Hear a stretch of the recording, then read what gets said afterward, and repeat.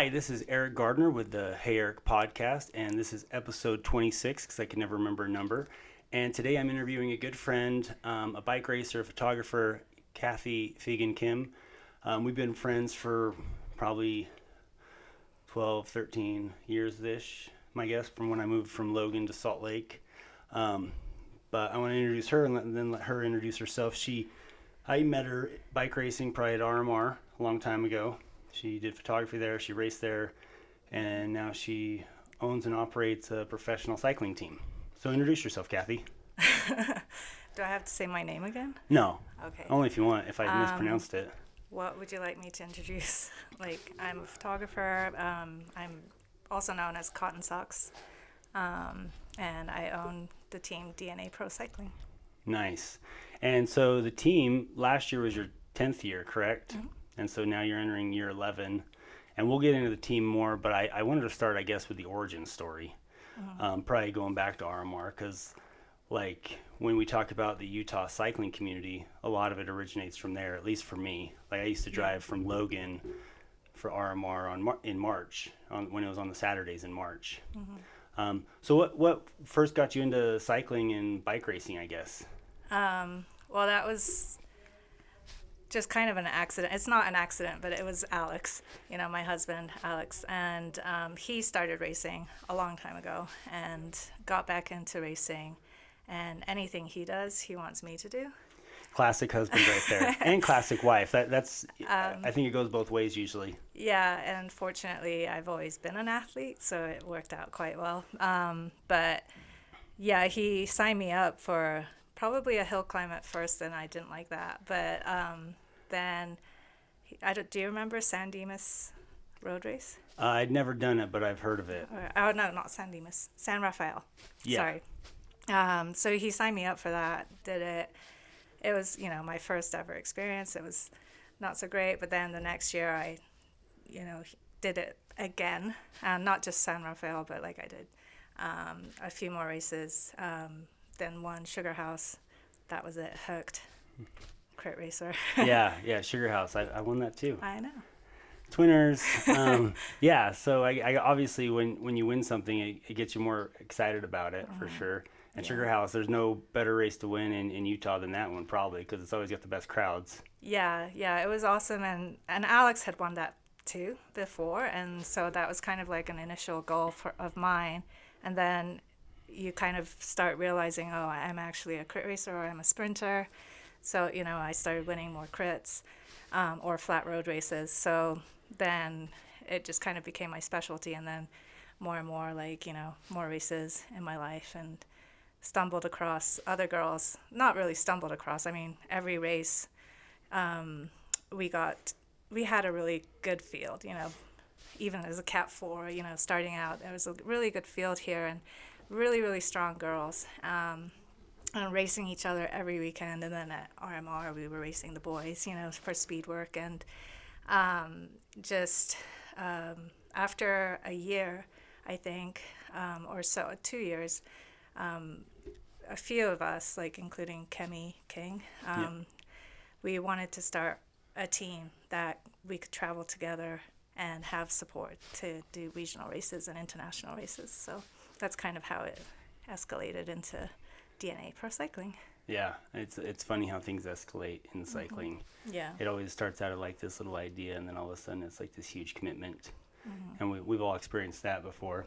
Mm-hmm. And so and obviously you're a photographer also, you've done that for a long time. Yeah. So you shot a lot of the bike races too. You shot a lot of the Crit Series, which was our weekday series here in Utah. Mm-hmm. You shot a lot of professional events too. Give us a little bit of background on that. Yeah, I was I started photography, a long time ago, and I started my business way back when, 2000, I can't even remember. And because I was at the races, initially not racing, I started shooting it, and then we were lucky here in Utah, where we had not just the weekly races, but we also had Tour of Utah. Mm-hmm. And I just shot it for fun initially, and then I decided that this is actually awesome. So I got to know Dave Iltis, who is, Cycling Utah, Yes. Mr. Cycling Utah, and he was the one that gave me the initial foot in the door, like my start in shooting bigger cycling races, and then it just kind of got bigger and bigger. Yeah. And after that, like shooting Tour of Utah, shooting like Crusher and the Tusher, like a lot of those images ended up in Velo News and probably other publications. Yeah, so Crusher, like Burke Swindlehurst, who's the organizer, the founder of the race, was my neighbor and a professional racer. And so I used to shoot him racing Tour of Utah. And then when he started Crusher, he asked me to shoot it. And then my first ever cover on a magazine was XC Magazine. And it was one of the first, I think it was the second year of Crusher. And so then for XC Magazine, I went to shoot Cross Vegas. Oh. And then I took a photo of, if you're local, you know who it is, but I took a photo of Sly Fox Moon Willow. Was he handing out cash? Handing out cash. With a ghillie suit on? And with a ghillie suit on. And it was like, I mean, it was just raging, like tons and tons of people, because it was just right by like one of the climbs. And then CX, Cyclocross Magazine, Andrew E. saw the photo and contacted me. And then it just kind of like ended up going to Worlds for him, like in Louisville. And and then it just, different opportunities of being published and Velo News, Peloton, that kind of stuff just happened. Yeah, just like you get started in it and you start getting noticed because you're there, you're shooting the right photos, and then people just want to keep hiring you for future things. And Yeah. That's cool. Sly Fox, he's a local legend. If you don't know Sly Fox Moonwillow, he started my career. Yeah, he probably started my career in some way also. I dog sat his dogs once. I had never met him. I only knew him online, and he needed to go to Hawaii. And I had volunteered on Facebook, and then he's like, oh, you don't need to. I got it covered. Then the day of, he's like, well, my dog sitter bailed, so I'm not going. Yeah. I'm like, dude, we can do it. I had never met him, but I went and babysat his dogs for him. Good guy. He's a great guy. Well, cool. So, obviously, I guess the photography, and we kind of went over that, and the cycling passions kind of overlap. Is Alex was getting into cycling, you started shooting it, and then it just kind of exploded from there with Tour of Utah, David Liss, and that sort of stuff. So that's pretty interesting. And then as the racing kept growing, I guess the passion for it, it's like, hey, with Kemi King, let's start this professional team that traveled the regional races. What was that first year like? Oh, we got destroyed. It was great. It was one of the, best experiences. Every year has been awesome. But there was just a group of us that got together. I mean, we drove to any race that was like, if it was 15 hours, like say Gila, we did it. Yeah, and we had fun with it. But the first ever race that we went to was Mirco. And the Mirco, I think it was Cycling Classic. It was beautiful. It's in California. Mm-hmm. Very early on, it's like March, and like my coach was like, oh, "Cathy, no way, you're going to get destroyed." So I, instead of racing it, I shot it, which was a nice thing. So because right from the get-go, we always had good coverage of our own races, and people knew that we were racing because we had proof. But also. We went, and Evie Stevens was racing, Ina Tudenberg, just these big names. Back then it was like huge. Early on, like all the pro racers were practicing, just big teams were there. It's a really good field. But I mean, I think we really rocked the bottom 10 or whatever. But we kept going, and we started getting more and more respect, and we were strong, we were having fun, and I think that was the most important thing. Yeah, I think I would agree. In cycling, it's got to be a lot of fun, otherwise it gets, I guess, pretty depressing. So when you have a good crew traveling around together, and I think anyone who's been part of a good crew of cyclists, Yeah. it is so much fun to travel together. Yeah. Yeah.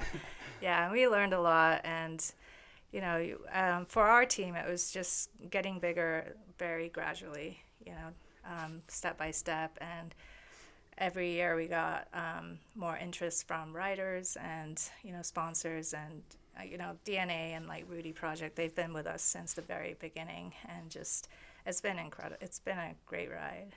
That's awesome. And now you're starting year 11. And I guess what are your big goals for the squad this year? Well, last year we had like this amazing success with Yeah, of three our national riders. champions. Yeah, three national champions. One first, in Caro Diana, who won the Colombian National Championship in February. They do it early. And then for Maggie to win both road and criterium in Canada, and Annette to win the time trial. It was just like an incredible season. And in the past, like, we've had Claire Rose win the British time trial championship. So it's not like, it was the first experience, but it was just like three, mind blown. And it was a great season. And I mean, the best part of the season was not just all the, the wins, but every single rider was just incredible human, and we had so much fun. And I think that is what played into the success of last season. So what you're saying is when you have a good meshing team, I don't know, 10 riders, 12 riders, whatever your squad ends up being, that chemistry creates better results? Is that Definitely, what you're saying? yeah. They were all in for the team goal. Every single different races. We ride for a different rider, but everyone for every race had that one goal. Team win. Yeah. And having fun off the bike and on the bike, and just really liking each other really, really helps, I think. Yeah, that's great. That's really cool.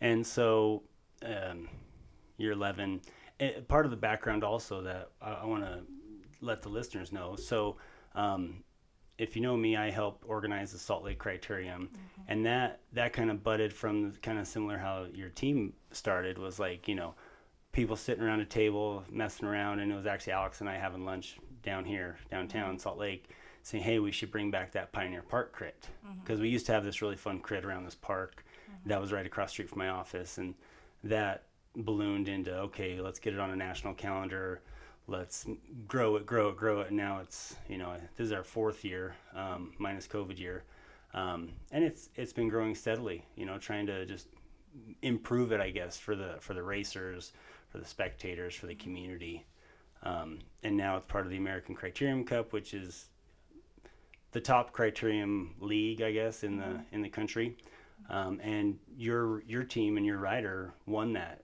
Describe that. What you won the sprint overall jersey and the overall jersey? Yeah, Maggie won both of them.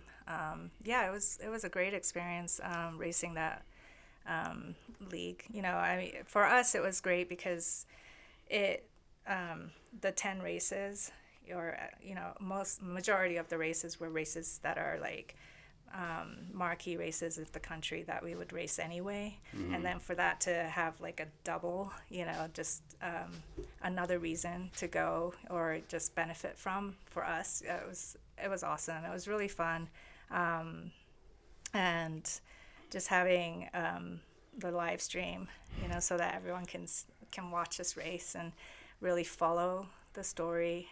I thought that was really great. Yeah, so that brings up a whole can of worms, obviously. So right now, so every Wednesday, I actually have a meeting with everyone that's part of the ACC. And whether you want to call the ACC a series or a league, it doesn't really matter. But it's a group of races that all come together, pool prize money, pool a lot of stuff, and try and just elevate. We have a statement of purpose that Malcolm from Tulsa wrote, because he's so eloquent. It's like the mission is to elevate the stature of criterium racing in America, because a lot of people consider criterium racing like a second-tier sport. It's not a stage race. It's a training race for doing stage races, and so that's part of the goal with the American. Who thinks that? People. Really? Well, maybe that's changed. It's maybe changed in the last 5 years, but Okay. when you had tour of Georgia, tour of Utah, tour of California, I don't know, when did crits become serious? Was it USA Crits that did that? I don't know. like obviously Tulsa's had a great following for a long time, but I don't know. A lot We of people, had NCA before. I a mean, when lot I of started people, racing, we were racing NCA, and it was big yeah, series. I guess the way to describe it is most of the goal is getting to Europe. I get maybe Not that's for everyone, no, but not for a lot everyone, of them. but for a lot of people, it's racing in Europe is the goal, at least on the road side. So it's like American racing is a stepping stone to European racing. And you know, I can be wrong. You can disagree. No, I mean, you have for to sure. start somewhere. And Yeah, if you you're do. American, then yeah, start here. Yeah, and I guess the goal, and I'm not speaking for the American Criterium Cup. I'm just talking from my own perspective, Eric Gardner, is that you know typically criteriums, it's a great way to learn to race. It's in Utah, it's where everyone learned how to race. Like I said, at RMR because it was big and safe and road closures were easy. And then as people step up, you know, if they go pro, it's, you know, USA Cycling.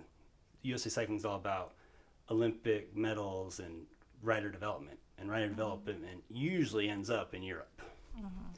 So I guess what I was trying to say is criterium racing is somewhat of a stepping stone. And from my understanding, like the ACC, their goal is to make it the end all. Like kind of like comparing F1 to NASCAR.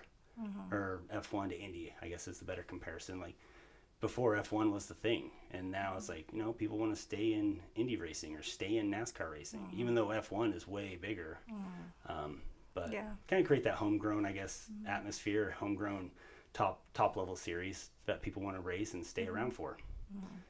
I think that's happened. It's definitely, you know, happened over the years. But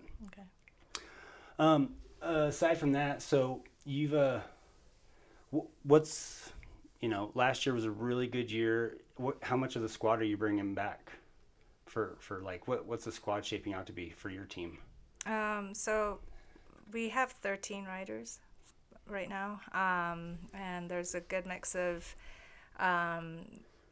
you know, experienced pros and then riders that are young and up and coming. They have incredible potential to blow your mind, I think. So do you try and find some of those people who maybe aren't like so much, like maybe they're younger stars, and try and help them develop and get somewhere, or what's your goal with that? Well, I would say like they're pretty developed. You know, developed is like kind of or developing is kind of a hard. It could be misunderstood. They're very experienced riders, I think, and but it'll be their first year in a professional team, possibly, some of them, and I think it just gives them more opportunity. You know, we like to give riders a safe environment so that they can pursue their goals and like maybe surpass their, you know, potential, or not surpass their potential, but like reach their potential and like have bigger goals for next year. Yeah, almost like remove all impediments so they can be their absolute best. Yeah, we just want them to be able to focus on the racing, you know, the training and the racing. That's one of the hard parts about bike racing in America is a lot of bike racers have full-time or part-time jobs. So, and we hear about that from a lot of teams. Like I know in the criterium world, there's a few teams that actually, you know, pay salaries where people don't have to work. And then there's other teams that people work, you know, typical jobs, and they fly to a race on Friday and they race and they fly home. So so most of your riders, do they deal with that, or do they kind of, is their only focus racing? I think most of them are full-time racers, and some of them go to school. Yeah. School's a good thing, right? Yeah. Don't put all your eggs in one basket of bike racing or any sport. Well, like, I mean, women's professional cycling scene, a lot of them are lawyers, doctors, very professional, and not just racing, but in other fields as well. Yeah, for sure. Well, cool. So Cathy, what's been the hardest thing, I guess, to overcome in developing this team over the last 11 years? Well, I wouldn't say like the team itself is difficult, like, or something that I have to overcome, but I think the difficult part of the challenge that I have is to run this team as professional and, you know, the best it can be, at the same time juggling my other, my life and my challenges. Like I have a son with autism, and that is a huge challenge that I have to kind of work it so that it, both balanced. And sometimes it's really difficult to do, both. Yeah, that time management between, personal, professional, hobby, all those different things that we all have to we have to like schedule our day kind of, so Yeah. you can't just focus on one thing, and family is obviously super important to you and Yeah. to most all of us. Yeah, so a lot of the things that we do for the team, it's just like it's hard. There's a lot of things going on, like logistics, travel, relationships with riders and staff and other teams and whatever. But everything, because I have Nikki, who, he's 22 and he gives me so many different kinds of challenges. Everything that I do for the team is actually easy, you know. So, and the success that I have, or not me personally, but like the success of the team is even sweeter because I was able to do it, in spite of like having some of the challenges that we face. Yeah, and don't sell yourself short there. That's your success too. Like, their podium's your podium. Well, yeah. No, I feel like I have a part in it, and it feels amazing. Oh, absolutely. You have a part. You have a huge part. Like I know just a few times putting together the Salt Lake Criterium here, it's like it's so much work. Yeah. And then there's those few moments of like, wow, this was absolutely incredible. Yeah. And I bet you have some of those when like, taking a national champion jersey or a series jersey, it's just like, that's why we did all the work. Yeah. That's why it's fun. Yeah. Yeah, I mean, I just have fun with the girls, like with our riders and like the staff that are, both male and female. It's a one big family, and it's really been, a huge part of my life. And also with the sponsors like DNA, Seth and Joe, they're like my brothers, and, it's like a huge village, It is. And it's really cool. Like all those Utah companies have really coalesced around your squad and the race, and they do so much for just our sport in general here, which is awesome. super, super helpful because I have no idea how to do any of that stuff. Yeah. For anyone who doesn't know, while I was researching Cathy online, I thought I knew everything about her, but then I found her IMBD profile. And I knew she recently produced, right? You were We're executive producers of a movie, the Send Off, correct? Yeah. Oops. And so while I'm researching Cathy, I find an IMBD for her. And I thought I knew everything. Tell us about that. I didn't even know what an IMBD was. I wonder if it's like a Wikipedia. People just make it for you. Yeah, that's why I thought you made it. No, it wasn't me. But yeah. So how'd you get involved in the movie? Like, I know you guys are involved in a lot of cool stuff. Like, I talk to you and Alex daily almost. So yeah. So my friend Sabrina, who was a ski instructor at Snowbird, and I used to be a snowboard instructor there a long time ago. Anyway, her husband is a film editor in LA, and he had edited a movie that was shown in Slam Dance, which is like not Sundance, but it's at the same time. And we watched a movie that he edited, and it was great. And we were just like, oh, if there's ever a chance for us to like help you out or get involved with what you're working on, let us know. And he's like, well, actually, I've just written a screenplay for this movie that it's a micro budget movie, and basically it means like it's done under say $75,000 or something, and it's like shot in like 2 weeks. He did it in his house. Oh wow. And they sent us a script, and it was cool, and Alex was really into it. And I used to work for Sony Pictures Entertainment years and years ago, so kind of like movies were my thing anyway, so it was just kind of like a natural step into it, but it was really fun. So about the Send Off, so how does that premiering work? Like, so they produce the film, or you help produce the film, they film it, and then how's that? I know it was shown in Calgary and other places. Yeah. So it was shown at the Calgary Film Festival and also at the Man Chinese Theater in LA. It's where all the Walk of Fame is, you know. And So it was screened and for distributors basically, and it needs to get bought. And I think, at this point we're in talks to find a distributor for like Netflix or Yeah. HBO Max or Yeah, and I kind of understood that a little bit, like with other films that have gone to Sundance, for example, because it's here. Sorry. But no, you're good. But that's really cool that you had the opportunity to do that, help someone create art, especially when it's something that you love so much. And I know you guys love art, so that's really cool. Congratulations. Thank you. Now maybe we will build out your Wikipedia page now. Maybe I'll do that. Yeah. We'll link it to IMDb. I don't think I have a Wikipedia page. No, I hope not. Usually that's either, I hope, you never know what people put on that. Yeah. Actually, in college, we edited, one of my professors, he was like a Nobel laureate in economics, and he had a Wikipedia page, and we edited it and put in one of our classmates' name, like referencing him, kind of as like this joke, and then we had the classmate pull it up. It was great. The classmate, he was from Uzbekistan, so he was really, really smart guy, but he loved jokes like that. That's It was awesome. so much fun. Oh, college.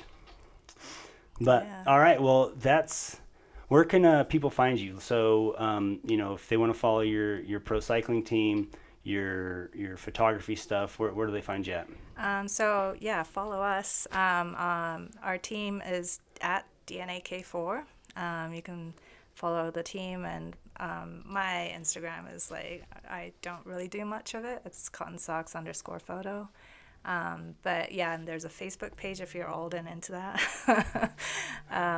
But yeah, and we have a team website if you really want to like dig in, and it's dnacyclingteam.com. Nice.